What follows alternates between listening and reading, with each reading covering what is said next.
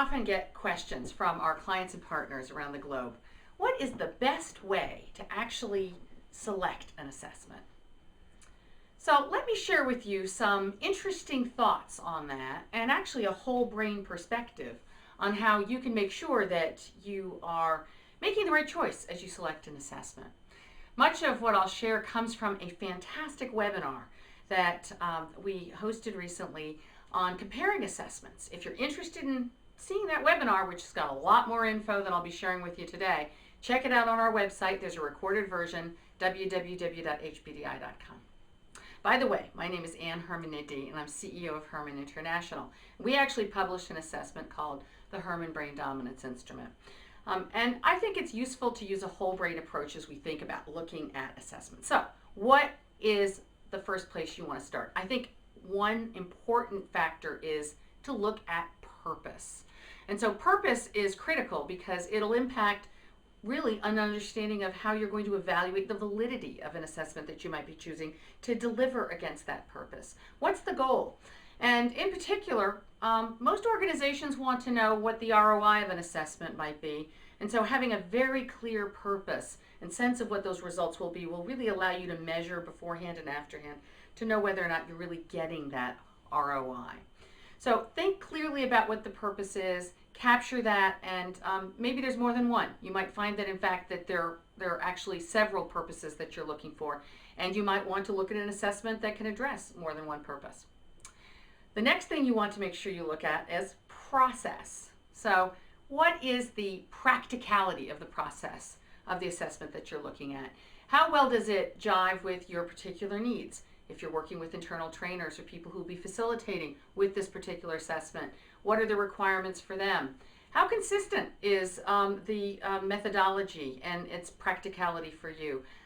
In what ways can you really make sure that you have the online tools that you need? All of the different kinds of resources that you need.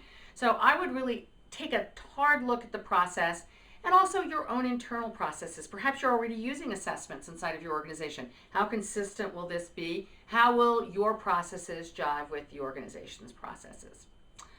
Now, of course, we don't want to overlook people. People are a critical component of the assessment process because, in fact, that's who we're assessing. So understanding who your customers are and what their take is on this whole assessment process. Understanding their situation, what exactly is going on for them, how will they interpret this, what assessments have they had before, and how do you best position what it is that you're going to be using. Make sure, of course, that the assessment is appropriate for the level and function, etc., of the audience that you're working with or audiences that you're working with. So, of course, a people component is really, really important. And as you look at usability factors, understanding the audience and the people, and, of course, looking at the practicality and the fit there as well with your purpose will all be important factors to consider. Finally, and of course, I had to have one last P, it's possibilities. And I guess this is a broad way of saying really understanding where you want to go with your use of this assessment. What is the longer strategic value for you? Are there more than one application that you might be able to use this assessment for? That can make it a much better return on investment for you if you can get greater numbers of applications out of your investment, let's say in certification or in having to train or set up systems, etc., within side of your organization. So I would think broadly about not only in the future what your needs will be, what are the different populations you might need to use this with, can this be used for a multitude of different kinds of application arenas, sales, communication, teams, strategic thinking, creative thinking, etc. I know that that's a very important factor when we're talking with our clients and customers. And as we look at these 4 Ps, purpose, process, people, and possibilities, it really gives you a whole brain perspective on the selection process. And we always want to make sure there's a good fit when we're working with customers, because in fact, if it's not a good fit, it's not good for anybody. So keep that in mind. Check out the recorded webinar. I think you'll find it really interesting. We had some fantastic panelists from a few different organizations who talked about how they are actually applying assessments in their organization.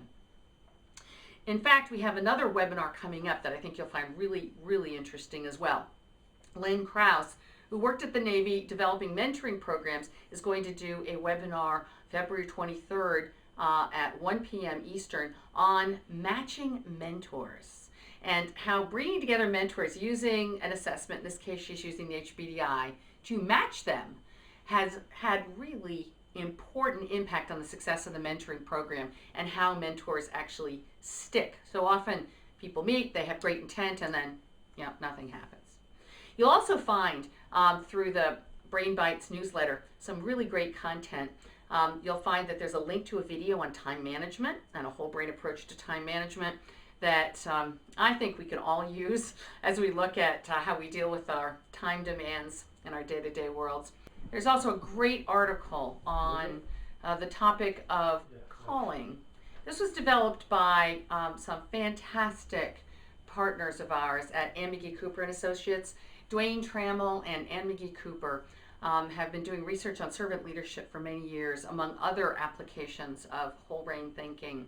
And this particular article really takes a look at an understanding of your calling, and it's a wonderful exploration of how even just thinking about that and the language that we use around it can impact how effectively we can find that sweet spot. So highly recommend you check out that article. I also hope that I'll see you at Training 2011. I've got several sessions there. I'll be speaking on whole brain teaching and learning, the 4 secrets of the learner's brain, as well as on creative and strategic thinking. I also have a webinar with Training Magazine coming up on leadership agility. So looking forward to connecting with you in one way or another. If you haven't joined our LinkedIn group, Whole Brain Thinking, HBDI, please join in. The conversations are amazing and a lot of great sharing of best practices.